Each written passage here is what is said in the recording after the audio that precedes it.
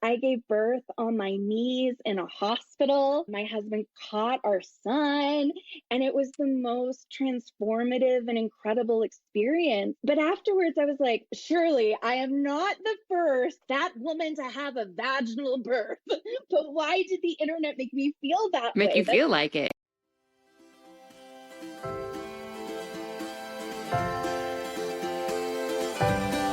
Motherhood is all-consuming. Having babies, nursing, feeling the fear of loving someone that much. And there's this baby on your chest, and boom, your entire life has changed. It's a privilege of being your child's safest space and watching your heart walk around outside of your body. The truth is, I can be having the best time being a mum 1 minute, and then the next I'm questioning all my life choices.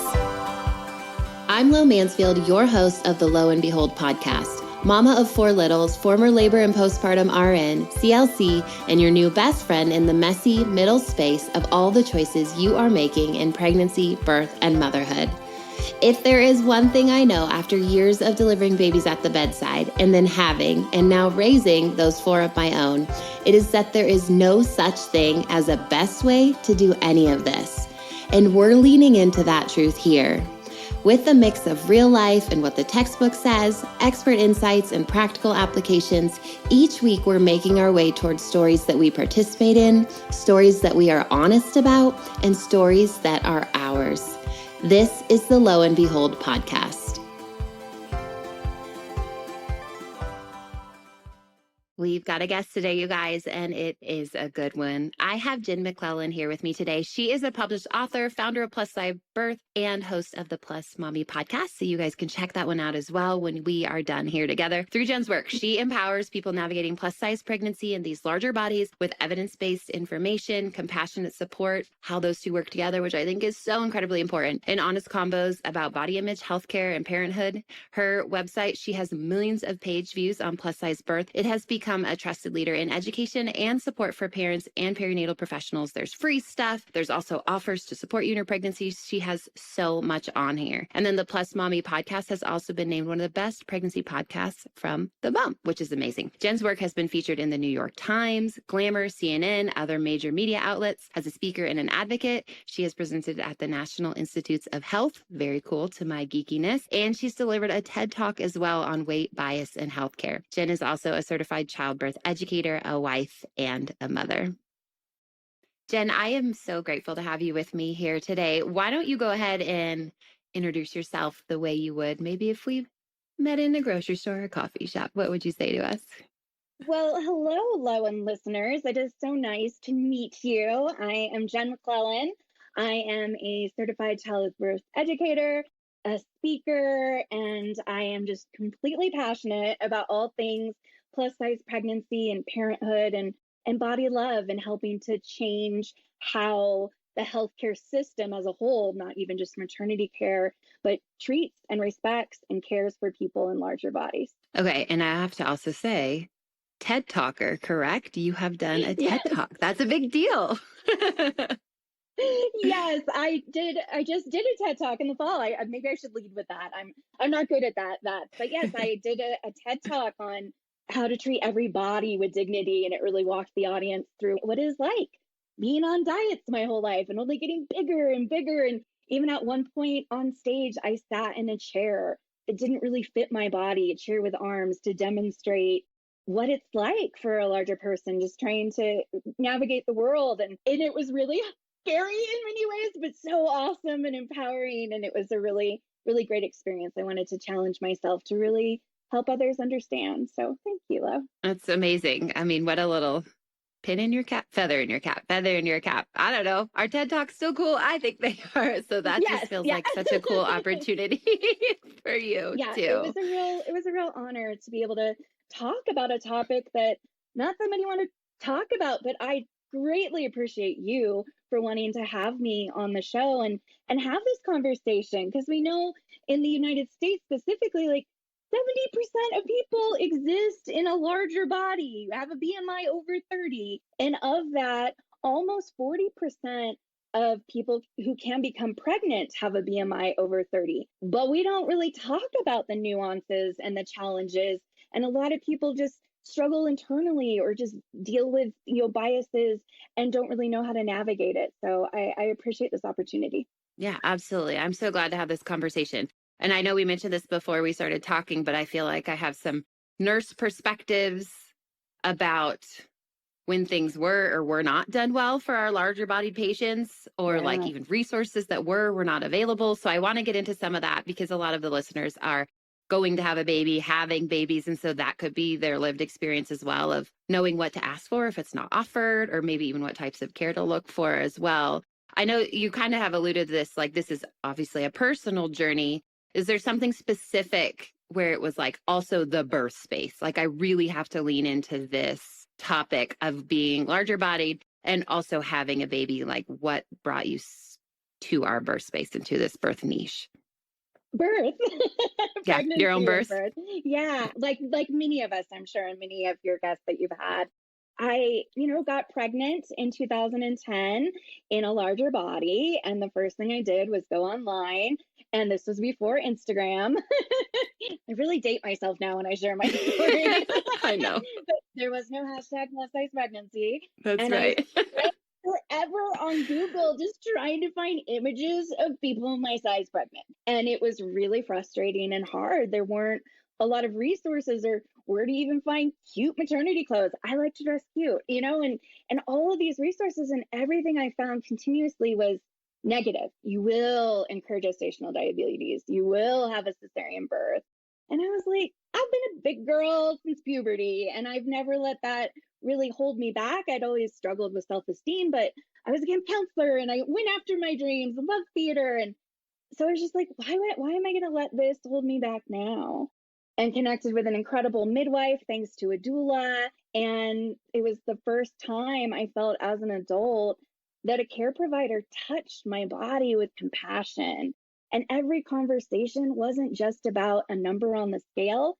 It was about my overall health. And it started to change really so much in my self-esteem, in my views on accessing healthcare and being treated with respect. And I wanted an unmedicated birth. My mom had an unmedicated birth and always talked about it. And I realized now, years later, I also wanted it because I was afraid of people having to move my body for me. I wanted to be in control. And I was so fortunate to connect with an incredible midwifery team. And I gave birth on my knees in a hospital. And my husband caught our son. And it was the most transformative and incredible experience. But afterwards, I was like, surely I am not the first fat woman to have a vaginal birth. But why did the internet make me feel that way? Make you feel like it. Yeah. Right. Yeah. And we look at like old artifacts. There's like these voluptuous, statuesque bodies that are big and pregnant and small and pregnant. Like, this isn't a new thing. Bodies of all sizes give birth. And so I created all the resources I couldn't find and started blogging. And the mommy blogging era of 2011 was when I started my blog. And it kind of took off and changed my life because this conversation wasn't happening on social media in the way that I brought it. And so on Facebook, I have like over 200,000 followers because it just blew up really quick on Facebook.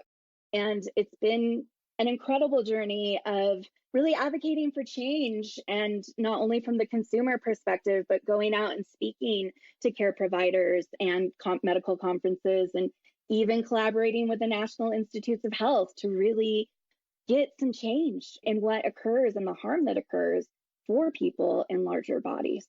So good. It's interesting to think that the larger majority of our population falls into this BMI, you said what, above 30, but yet it's so hard, or maybe more was, especially when you were looking to find information for you when you are the bigger chunk of people having babies. Like, it's just, I guess I'm just like fleshing that out verbally for a minute. It just is kind of, you probably were thinking, this is nonsensical. Like you said, am I the only fat person to have a vaginal birth? No, not at all. And if anything, probably more of us, like this is you speaking, than the alternative. But where's the information? Where are the resources? Where's the encouragement?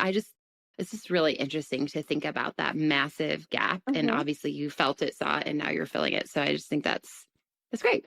Thank you. But You also, said like, Lo, go ahead. where are the plus size maternity jeans? Like it comes Yeah. down to something so small. Even to this day, I've been doing this work for 15 years now. It is hard to find anything above a 3X. And even then, it's a 2X. 2X and below is now a lot more standard. It wasn't, but anything beyond that is still so incredibly difficult to find. Brands have pulled back on their larger extended sizes for maternity clothes and then say, well, no one was buying them. And I've worked with brands and I'm like, did you advertise that you were size inclusive? Oh, well, we didn't put much advertisement behind 100%. Like, yeah. yeah. Well, then how would anybody know? I know. It's so interesting. Okay, I want to talk about something maybe small, but in these, 8 minutes we've been talking, you have used vocabulary, larger size bodies, plus size bodies, fat bodies. Like, is there, I don't want to say like PC terms, but are there terms you think that are or are not appropriate when you're being cared for or you are the caretaker? Or do you think we actually need to be more comfortable with just referring to bodies as they are and not having it be like this stigma, like this negative connotation? Like, what would you say to that? Love it. And I'm glad you picked up on it. I intentionally change out the language a lot. But one word that you don't hear me say or rarely hear me say is obese. And we have studies to show that that word is actually really harmful. And the Latin root of the word is to like have eaten until big. Like it just doesn't feel good. And so we have studies to show that people don't like it. And yet it's used and ingrained in our healthcare system. And I say, well, so we're like other words, like the R word that we don't use. So encouraging care providers to just be mindful of that language and know that it can be harmful. But there might be someone listening that's like, I don't mind the word. And that's cool. I say I'm fat. And a lot of people are like, whoa, that's a whole nother F word.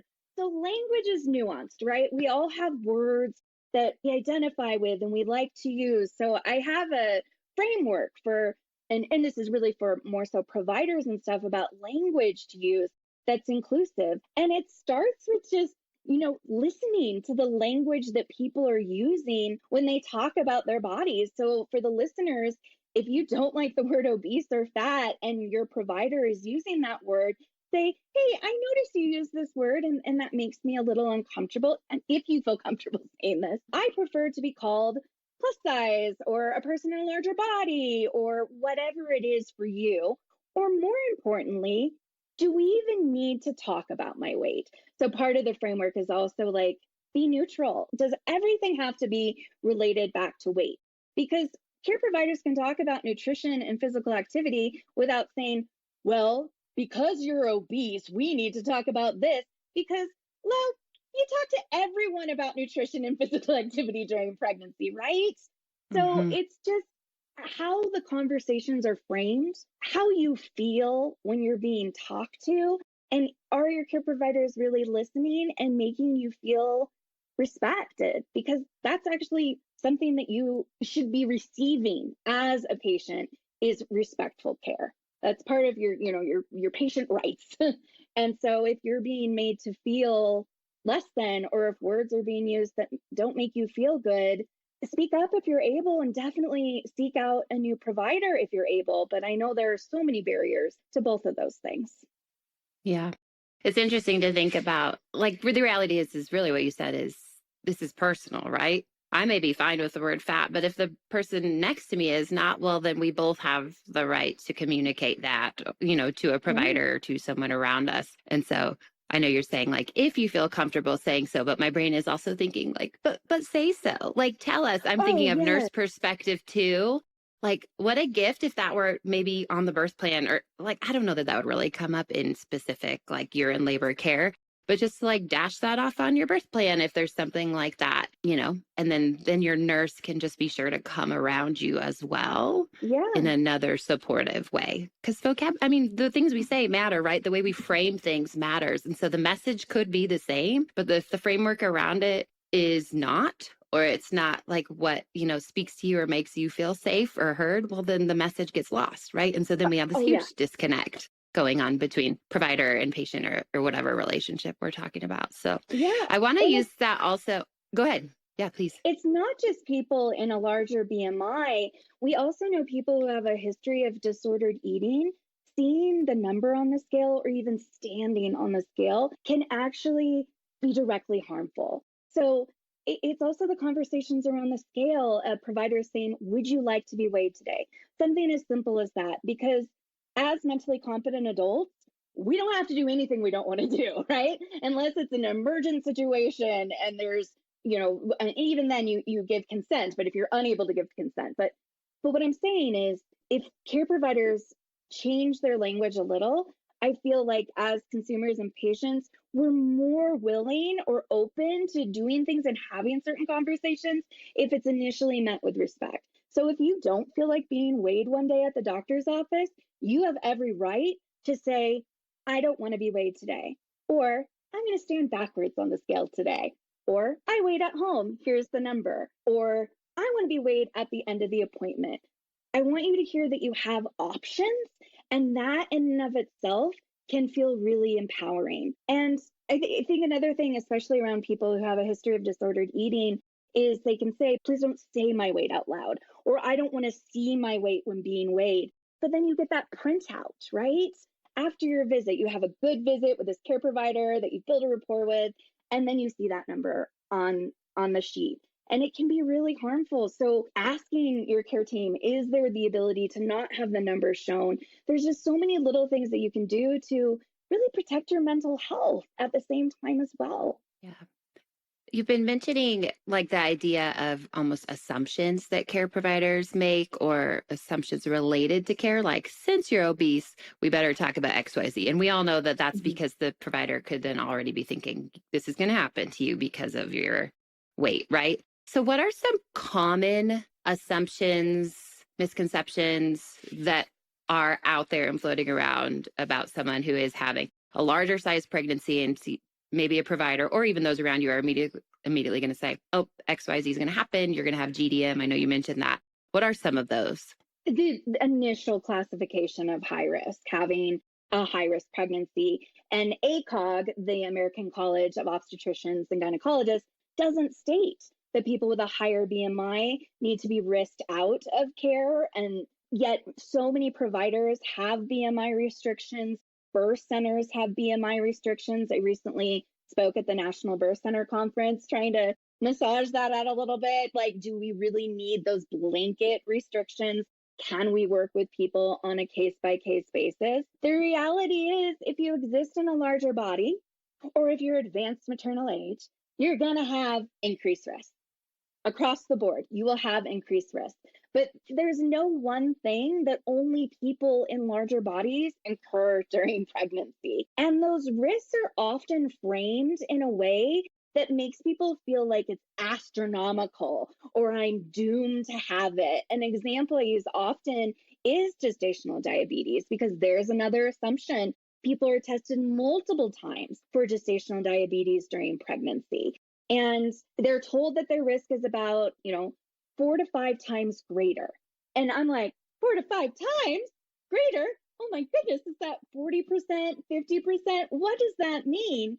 But if we were just to compare Lo, who exists in a smaller body, and Jen, who exists in a bigger body, we're just comparing our two different risk factors. That it's relative risk. So yeah, my risk of incurring gestational diabetes is 4 to 5 times greater than Lo's. But what is my actual risk? Well, it's about 17%. And that number is not fixed. It could go up or down based on your own health or things that might incur during pregnancy. But what I encourage people and providers to do is flip the script. Okay, 17%, that's nowhere near 40 or 50. Actually, if I flip it, that means I have over an 80% chance of not incurring gestational diabetes. And I know that if I'm proactive with my wellness, that number can drop even more. So it just empowers people instead of feeling like, oh, my care provider says I'm going to, or I'm destined to, or my mother-in-law asked if I have it yet, and go and be like, no, man, I got over 80% chance of not incurring it, and I'm working on my wellness, and thank you very much. So just empowering people. I'm not afraid to talk about the evidence. There are increased risks. But these assumptions that just because you exist in a larger body, you will incur these risks is asinine. You are speaking my language. I'm over here like, oh, yeah. This is so geeky, right? But I love the conversation of relative risk versus absolute risk. Talk about like all the time in my birth class because we focus so specifically on like, oh my gosh, I have double the chance of something. And then you look at the number and it goes from like 0.5 to 1%. And you're thinking, oh, wait, that's not what my brain was doing. Because I think our brains hear those numbers of whatever risk of whatever we're speaking about and immediately jump to the like, what? Triple? And then when you look at the actual, this absolute risk idea, and you realize these sometimes, you know, these numbers are almost negligible. They're real, but they're very tiny. And so I just love having that conversation so that when, you know, what do we always say? Ask your risk benefit before whatever choice. But I'm like, but make sure you understand what risk is how the risk is being presented to you as well. Like there's a second step to that too. What is my actual risk is such an important question. Like my person, my body, my pregnancy. Yeah. But you're often not going to be told the number, right? Because even providers have those relative numbers ingrained in their brains. Yeah, which I get that. I think probably a lot of the things that pop in my head if someone asks me a question about epidurals or whatever, it's just like that relative risk idea too that pops up. And then I have to like go grab the evidence real quick and remember what it is compared to another person and even do that own in my head, even though I'm, you know, maybe talking about the same topic the whole, over and over and over. You got to sometimes remember to dig. Yeah, as a provider, dig back down for, oh yeah, that's a good question. Let me get you that number as well. For sure. And stillbirth is one we see for people of all sizes, right? That is used in a way that, of course, you get to, as you say in your show, and I firmly believe, you get to make your own decisions. But, you know, we're looking at low percentages and low increased risk across the board. So if you feel, yes, I want to have an induction, or yes, I want to have whatever it is that's being recommended, then that is your choice. But really encourage you to ask those questions and have those conversations and do the research and take outstanding classes like yours, Lo, because it's so unfortunate that we have to be so empowered and advocate for ourselves so much, but it's critical. And just going back to the beginning of our conversation, when I said, if you can, I think I put that in there because I know how hard it is. I've had a doctor, you know, before even touching my body, ask me if I've considered weight loss surgery or even talking to me about anything really. I've had some really traumatic medical experiences. So a lot of people in larger bodies go into healthcare with cumulative trauma. So it can be, even if you have the most amazing care provider, it still can be hard to speak up. And I want you to know that you're not alone if you're listening and you've been through that. And I have a whole blog post we can put in the show notes on just advocacy tips on how to advocate for yourself when it's really hard. Hey friend, quick pause for just a second. If you are listening to this podcast because you want to feel more prepared, more confident, and less freaked out about birth, that is exactly why I created the Your Body, Your Birth course.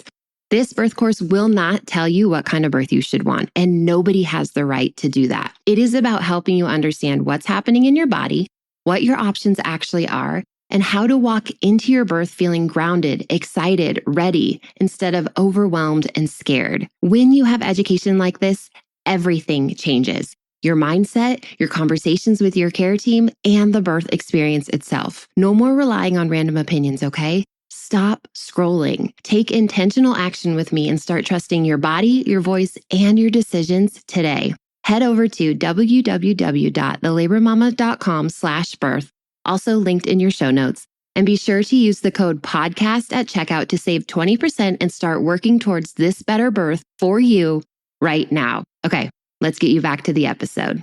Okay, that is a perfect segue into my next question, which is, do you have tips? I think you have resources about this, if I remember this right, about building a care team prenatally, like if you have the opportunity and you're not already down the road, building a care team that is really supportive of this larger size pregnancy, of wanting an unmedicated birth, of not inducing you just because you are high risk. Like, how does someone go about that? Because we have it for VBAC, right? And sometimes you hear it for these other things, but what about for knowing I'm going to have a larger size pregnancy and I want a team that's Yeah. doesn't really bat an eye at that, honestly. Yeah. I mean, it's a lot of the, I know Jen with VBAC Facts and so many other people have done such great work around vaginal birth after cesarean. But if you find a VBAC supportive provider, they're usually also size inclusive.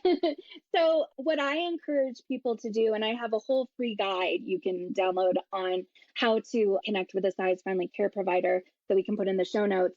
But start by asking your plus size friend, do they have a care provider that they really liked? I know we talk about Instagram all the time, but Facebook groups are where it's at for a lot of parent groups, and asking questions I've found that can be great because it's hyper local. So if you find, like, let's say a mom's group in your area and you feel comfortable posting, hey, I'm plus size. Does anyone have a provider that you felt comfortable with or who didn't push XYZ?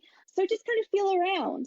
And then when you're going to make that appointment, call ahead and ask, do you work with people of all sizes? And usually they get like, well, of course. But Right. it's a really good question to put first because so many birth centers don't. There are midwifery clinics that don't. It sounds shocking, but even rural hospitals, medical facilities have BMI restrictions in rural areas. And it's just, you don't want to walk into an appointment and then be told, oh, you're too big, we can't support you here. Like, to start your pregnancy off that way, that's not the way you want to go. So even though it might be an uncomfortable question to ask, I think it's an important one. Do you have larger gowns? Do you have larger blood pressure cuffs? So asking some questions in advance. And then when you show up, look around. Are there chairs in the lobby that don't have arms where you can sit comfortably? What are the marketing materials? What are the messages? How do you feel when you're taken back for that scale? If you don't want to be weighed in a traditional manner, is that respected? Or, that first time visit, there's going to be a lot of pressure to be weighed. And I encourage people, it's good to get a baseline. It's important in some ways, but it's also your choice. So are you met with respect? And then when you go back to the room, is there a place for you to sit in the exam room that also has a chair that doesn't just have arms? Or can you only sit on the exam table? And, how are you being talked to? A really important question to ask a care provider early on during pregnancy is, do you have any guidelines or recommendations that you're going to make based only on my BMI? So some care providers will label you as high risk. And that presents a completely different trajectory to your pregnancy. And if that's the path you want to take, awesome. I 100% support you. But if you don't want an induction or you don't want certain things, then working early on to connect with a care provider that will be supportive of your plans for your birth, knowing that we have no control over how birth will unfold. But, for some people, they do want an unmedicated birth. Is their provider supportive of that? Or are they going to recommend certain things that could create more of a barrier? And last, trust your intuition. What is your gut telling you? And in many cases, we have the ability to switch care providers. I myself switched care providers, and it was such an incredible, dramatic shift in the care and support that I received. So, and I was about 5 months pregnant. So I know it can be done. But I'm going to be honest, I cried. I cried while breaking up with my OB because I'm a sensitive human and I don't like to hurt feelings. But you know what? I don't know. I wouldn't be sitting here today talking to y'all. I wouldn't have probably had the experience I did have had I not advocated for the care I knew I wanted. Yeah. Okay. I'm going to ask you to go back and repeat that question that you said everyone should ask, because it's so good. It makes me think of, if your provider believes that you have a big baby, research indicates that they are going to treat you differently and the outcomes could be different simply based on that assumption alone, even if the baby is not big. So when you said that question, say it again, the one ask them if they'll treat you. Do you know what I'm asking? What did you say? So I would ask, do you have any specific guidelines or protocols specifically for my BMI? So that will help you to understand. An example would be early testing for gestational diabetes, which the American College of Obstetricians and Gynecologists recommends. And early, I'm talking first couple visits. And what they're checking to see is if you're already diabetic or pre-diabetic. So but there's not usually an informed consent conversation around that. So then people are like, yay, I passed my test. And then later on in pregnancy, when everyone gets tested, you're like, wait, I already passed that test. So a lot of those full informed conversations aren't happening, but that would be one thing that they would say is like, I recommend early testing. Now, to me, that isn't necessarily a red flag. So that's why I used it as an example, because there's going to be certain recommendations that you may or may not want. And that's up to you to decide. I have an article that breaks down the research on things and recommendations like that, different articles. We do have a study that showed that early testing really wasn't effective. So it probably won't be continuing much longer. But we also know from the time something is found as evidence-based till the time it gets integrated into healthcare, it's 17 years. So long. I've had this conversation with Lily Nichols, and my jaw dropped. I didn't know that number. Yeah. And I was seriously said 17 years. I mean, that's insanity, but it's a wild number. So just because that's recommended doesn't mean that they're not a size inclusive provider, right? ACOG has guidelines and standards that most providers follow. However, if you pass the initial test and you pass the other test, closer to that 26, 28 week mark of pregnancy, and then they're saying, we're going to test again, like that's a red flag. If they're saying, I do induce everyone with a high BMI, to me, that's a red flag, but to you, that might be exactly what you want, and that's fine too. So that'll help you to know what recommendations they're going to make, and then you can decide what you're comfortable with. That's perfect. I just really wanted everything you said there for these prenatal, kind of conversations to be having was really good. But that specific question to me just feels so valuable because I feel like it helps you mine out expectations that the provider might already have for you without even knowing anything that's coming. This idea of risk does not always equal reality. And if they're going to treat you that way, then in my opinion, we might have a problem. And so it's nice to have questions like that can maybe help you figure that out, before you're 9 months and thinking, oh no, should I switch or whatever. So good question. So thank you for going over that. Yeah. And it doesn't hurt to ask it more than once because unfortunately we hear bait and switch stories. Oh, my provider was so supportive for people of all sizes, right? And then nearing the end of pregnancy, all these things started shifting. Another thing is just making sure they're using the correct size blood pressure cuff, because without that, you could be being diagnosed as high blood pressure. Oh, we got to hurry with all these things. Oh my gosh. And all it was, the wrong size cuff. So there's so many little things, unfortunately, that we do need to be talking about and paying attention to that we don't really have these conversations. So thanks for having it with me. Again, perfect segue into my other question. Would you share some kind of practical realities or expectations? Because a lot of my listeners are going to have babies. They're patients, not providers, right? So they're thinking about this from your perspective when you were the patient as well. Some practical realities of, if you have a larger size body, here's some things to ask for, look for, or expect during your actual labor process, like these blood pressure cuffs you're mentioning. What were some things that you went through? And just share so they know and they don't feel caught off guard when something happens or something is or isn't available. I think the first thing you should expect, and we've talked about before, is respect and being treated with dignity. And if you're not, and if we're specifically talking about labor, if we're not, I know Lo's incredible labor and delivery nurse and wonderful, but let's say that you just didn't, get along for some reason, then you can ask to speak to the charge nurse and see if you can get a different nurse. So advocating, again, that advocacy piece can be so difficult. So if you can work with a doula or really, work with your partner to have support, but you deserve that respect. And that's, again, why we want to work early on to find that size-friendly care team. But during the labor process, I highly encourage you to bring a belly band if you have one that you wore throughout your pregnancy, because I have a resource on plus size belly bands on where you can find it. But throughout labor, you will likely be monitored. For most people these days, it's continuous fetal monitoring, and your own belly band can really help to hold the monitors in place.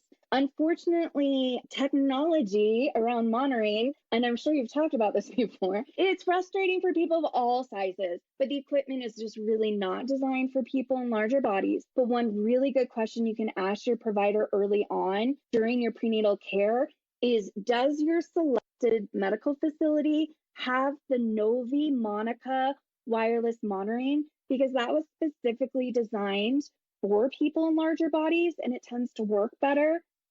However, not everyone's trained on it and not everyone uses it and it's very expensive. So even asking follow-up questions of, well, great, you have it, is it in use? Because monitoring is one of the biggest challenges I hear, not only from patients, but also providers. So what we can do to work as a team, because it's not your fault for existing in a large body. It's not the care provider's fault that the technology, there's so much we could talk about. We probably had whole episodes on this topic, but we got to work together and we can blame the equipment. We don't need to blame the person. And that's where I see a lot of people being like, oh, because of your adipose tissue, and then adipose tissue means fat, I can't get this reading. I'm like, no, it's because of the equipment. So that's important, is the belly band, if you're using it. A lot of it is just those advocacy tips and tools for walking through the birth process and feeling empowered and knowledgeable and taking a really good childbirth class. I would say overall, there's not a lot of different tools and stuff that you need to bring in. You want to make sure if you have a birth ball or a doula is bringing a birth ball, which is also like an exercise ball, that it has a higher weight limit. Unfortunately, a lot of the ones at Target or Walmart really don't have a high weight limit. They're all pretty much anti-burst now. That's something I used to caution people about, but just making sure Amazon has tons with higher weight limits, but really asking for tools, not being afraid to ask for tools. Labor and delivery beds have high weight limits. And if you're being told you need to be put in a bariatric bed, you can push back. I don't hear that happening as much, but I have a whole list on weight limits on things. And so I'm just in my head talking off the top of my head and going through different equipment stuff. But bring your own labor gown if you want, or be naked, or wear whatever you want. Unfortunately, the maternity gowns, often the bariatric gowns, are just so big. So that can be another thing, or you're given one that doesn't fit. So I think that's another really helpful thing. And there are plus size labor gowns available. And I also have resources for that. It's a lot more low, I would say, actually postpartum, with different tools and things that are more specific to people in larger bodies, like, the nursing pillow, different designed ones that fit larger bodies better. Nursing bras can be harder to find, making sure you're using the correct flange size, working with an IBCLC. So, and you put me on you did send me a couple things in advance, but I should have thought about this more and had a list, but now I need to put together an article. I have an article. All the separate. I know. I was like, blog posts with all of these. I do have a whole thing on equipment and things and apparel, but those are some of the big things that come to mind. But I'd love to hear from your experience bedside. Were there other things that you saw or things that you would recommend? Yeah, I think that you hit on most of them. Monitoring is the one that pops into my head immediately. And I just am picturing, this is me sharing myself as the nurse, trying to use belts, we had this great mesh. Think of like a ACE bandage, but it was a tube, right? And so we could cut it on either end. So it was connected. And then we would use that to hold the monitors in place instead of the belt. The belts are so tight. I mean, they're tight on all bodies, honestly, right? They can just cut into your skin. And so we had a lot of tricks for making monitors work. I've never worked with a Novi. I know those are like the, let's say, best ones to have for these larger bodies. But I do think even just for the listener to think through monitoring what they might be able to ask for, like you said, bring in your own kind of binder band thing, and maybe that will work, because we did have tricks and ways to do it. I know you mentioned having an unmedicated birth, but then that mobility can challenge this even more, right? Like, yes, I want you to get out of bed. That's what you need to do. Shoot, now I can't monitor your baby and I have to because you're on side attack or whatever, and so that could just be challenging. I'm not necessarily offering a solution, but anything we can do, like having these better monitors, having some of these other materials you're talking about, I think can be really helpful to support that. I would also add on the little bit of this could invite very quickly an internal monitor conversation when you don't actually need it or that's not warranted, but it can be easier for the provider. And so to just think through that, I'm talking about like a fetal scalp electrode, something like that. Think through what that is. You could even talk to your provider maybe about that prenatally, not like, hey, I want this, but is this something that's going to come up? Just see, because I think that could get brought up for you a lot as well. Because if monitoring is needed or necessary or whatever, we could have that conversation too. Yeah.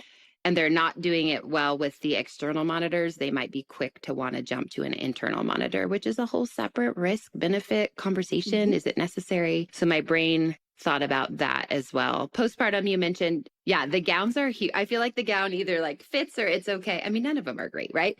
Or then you get to this one that's so big, it won't even stay on. Like you can't even tie it. You're falling out of it everywhere. So I do think if you can bring in your own, that can just feel so much better for you. So that would be something I'd mention. The postpartum mesh underwear, we typically had like 3 or 4 sizes. And I actually always loved, I remember nurses just being really thoughtful when we prepared your room, like if you were an induction, and we'd look at the weight of the patient and try to have the bathroom stocked with what they would need, as opposed to them saying, hey, this doesn't fit. Can I have something bigger? So now my little heart's going, oh, I'm proud of my facility for teaching us that, because our patients then didn't have to ask. And so we would just swap them out for the larger ones. But to know as a patient, you could ask, right? If you're like, these underwear are not fitting, there's probably larger ones, and maybe they just stock more of a standard size and they need to snag the other ones for you. So that was my other little thing that popped into my head as well. I love that. Compression, your own compression stockings, that would be another one that just came into my head. And with monitoring, also having a conversation with your awesome labor and delivery nurse. Like, I love labor and delivery nurses, especially night shift labor and delivery nurses. They're so rad. But just having a conversation of like, hey, I want to work together. What can I do? And if you want to get into different positions, having that conversation of, okay, I want to switch positions, so let's get me in a different position, and letting them know beforehand instead of moving around, then the monitors get taken off. Like, work together as a team, because yes, that push for internal fetal monitoring happens. There are risks and benefits. And unfortunately, I see things happening that are not evidence-based, people being pushed into even having their water broken to have it placed, when there's so many other things that can be done. Like you said, all the tips and tricks that labor and delivery nurses know. And I have a whole list of all the tricks when I talk at maternity conferences. It's wild, some of the things you amazing people do. But also it's just so darn frustrating that there isn't the equipment, right? That you're saying even for people in smaller bodies, the equipment doesn't work well. So I just really want the listeners to hear, it's not you, it's the equipment. So there are things that might need to happen that could be a little embarrassing. And not even if you exist in a larger body, people of all sizes can have an apron belly where your belly kind of hangs down a little bit, especially if you've had multiple babies in your awesome I'm belly. laughing because I was thinking birth is embarrassing for everyone, by the way. Because you're like, there's I'm like, actually birth could be embarrassing for everybody. Let alone all of the stuff that we're talking about. So just know. But anyways, yes, I agree. The belly's looking different. Keep going. Yes. They might need to lift your belly up and put monitors under. And that can feel really hard. During a cesarean birth, they're going to lift your belly up and tape it up. And I just want to remind you, they're doing that so you can meet your baby. And so telling yourself and reminding yourself that my body grew a human, like my body's amazing. And these certain things need to happen for me to be able to bring this baby into the world. And they can be embarrassing and they can be hard. But like you said, I think people of all sizes deal with embarrassment. But a lot of time, by the time you're ready to meet your baby, you don't care as much. but just holding space for those feelings and emotions and knowing that you're not alone and really trying to work with your care team as a team, I think it'd be really helpful as well. So good. It's when you were sharing your own story, my brain was just thinking about that word empowered that we throw around all the time. But just this idea of that having an empowered birth is non-specific to a body type, a specific type of birth, a specific location. Like when we throw this word around, it really is supposed to be universally true. It is not about what or who or where you are. It is about how you like exist inside of that experience, however it plays out. So I just kept thinking about that when you were sharing that larger bodies can have an empowered experience just as much as a smaller body or a home birth, we'll say a home birth body or a birth center body, like that feeling this good. Like when you describe your own birth, it just is not specific to being a certain way or being in a certain place. I guess that's my that's my message from this side of the mic. I love it. Give all this now. Did you like it? Okay, great. I love it. There's just okay. Please go ahead. Yeah. There's just so much within the system that is set up to protect the hospital and the care providers. And that's another reason why I think out of hospital childbirth education is really important, because I'm not saying childbirth education in a hospital is bad or wrong, but you're also learning how to be a really good patient. And I think it's important that you look at other ways on how to be a really good advocate for yourself and build that team with the doula if possible, and partners or friends or support people for people of all sizes if you're giving birth within the hospital system, because there's a lot that is happening currently that is not evidence-based, and it's very frustrating. Well, we know we have to wait 17 years for that to come to the bedside. So see you guys when I'm 60, 55. How old will I be? Anyways. Doing this work for 15 years now, it is beautiful to see how the language has changed, how we're even having this conversation, right? Like things are progressing, but there's a lot that's happening within the system that I think is, sorry, I don't want to derail us on a whole nother thing, but like, the Arrive trial and other things that are really impacting birth in ways that are shifting quickly, that it's just another reason to really find that care provider that will support the type of birth that you want. And you can have a home birth if you exist in a larger body and are low risk. And you can birth at a birth center if you exist in a larger body and are low risk. But you have to make sure you're in a facility that doesn't have BMI restrictions, and find a home birth midwife that has a lot of experience supporting people in larger bodies, because intermittent monitoring, Dopplers work fantastic on larger bodies. If they're trained, if the provider's trained, they work well with most size bodies, not all size bodies, with proper training. Almost better sometimes than our traditional monitors, but they're not hardly used. So yeah. I like it. You mentioned a lot of your resources, so I want to make sure that we include them all in the show notes, because I know you have stuff for parents, you have stuff for patients, you have stuff for finding this good care provider. If one of y'all is listening right now and you're at the very beginning and want to do this, let's say better or more supported. So we will make sure all that stuff gets included in the show notes. Do you have pregnancy guide or course, I can't remember, specific to plus size bodies? Yes, I have the My Plus Size Pregnancy Guide that covers anything you could want to know about being plus size and pregnant, available over on plussizebirth.com. And for providers, I created a whole big course on size inclusivity and maternity care, and it's approved for nursing credits and general continuing education credits, because it's so important to me. Like, I've been doing the consumer work for so long. So if you go onto plussizebirth.com, you'll feel seen if you exist in a larger body. Like, we talk about having a B-shaped belly instead of a D-shaped belly, and that's normal, right? Like, where can you find those maternity jeans and those nursing bras? And also, how can you advocate for yourself? Like, I love that work, but now I just want to fight for change.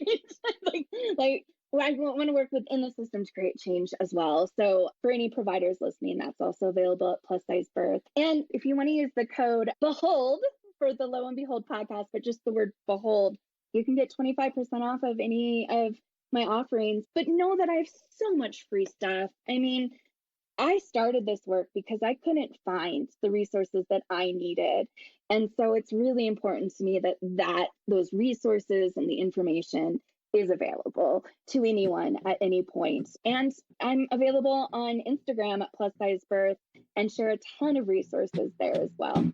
Okay, that's perfect. I was just going to say, remind us where you are at, but you have just dropped it all in there. So that is perfect. And since we're on a podcast, I have a podcast, Plus Mommy, and the tagline is From Bumps to Bellies, we talk about it all. It's been on a little pause, but I don't know, this has been a lot of fun, and I've been thinking about bringing it back. But that's another resource, and I have following on Plus Mommy, much bigger than Plus Size Birth, Facebook and Instagram. And it's kind of just where we talk about lifestyle for people in larger bodies, especially moms, and the frustrating things that we deal with, and also just celebrating our bodies and wear the swimsuit to people of all sizes. Like, it's summer, like, exist in your body, and how can we even be body neutral? So I have all of that as well. But at the heart of it, it's my plus size pregnancy work that I love. So I've enjoyed this conversation so much. Okay, perfect. So yeah, basically I always say, hey, where can we find you? But you've mentioned your social media, your website, your podcast. So that's great. I do have one last question that I always love to ask. What is something that is just bringing you a ton of joy in your life right now? Big or small, doesn't matter, anything. You talking to people. Oh my goodness, yes. That's so sweet. No, really, like it just feels so good that people like you care, people in smaller bodies care about this conversation, because the reality is and love a lot of people in bigger bodies. So I think this is a conversation for everyone. So it lights me up that you wanted to have this conversation, and I hope that all the listeners, those who exist in larger bodies, they felt seen and not alone. And those who exist in smaller bodies, maybe you have some takeaways, like think about your furniture, your patio furniture. Does it all have arms? And if so, do you notice like your plus size friends never really sit down? It's because they might not be comfortable sitting down. So maybe you evaluate your furniture. So that lights me up, an opportunity to have these conversations and talk about these things. It brings me so much joy. So that's what came to mind first. So I'm rolling with it. Great. Because now you made me cry. That's real nice of you. Well, I'm grateful to you for your work. And I know that the 70% of people who also need this work are grateful to you as well. So thanks for giving me an hour of your time. And yeah, like you said, I hope it reaches all of the people that do need this information and this love, honestly. So thank you. Yeah, compassion. Well, thank you, Lo, so much. And thank you for having me. Thank you so much for listening to the Lo and Behold podcast. I hope there was something for you in today's episode that made you think, made you laugh, or made you feel seen. For show notes and links to the resources, freebies, or discount codes mentioned in this episode, please head over to loandbeholdpodcast.com. If you aren't following along yet, make sure to tap subscribe or follow in your podcast app so we can keep hanging out together. And if you haven't heard it yet today, you're doing a really good job. A little reminder for you before you go. Opinions shared by guests of this show are their own and do not always reflect those of myself and the Labor Mama platform. Additionally, the information you hear on this podcast or that you receive via any linked resources should not be considered medical advice. Please see our full disclaimer at the link in your show notes.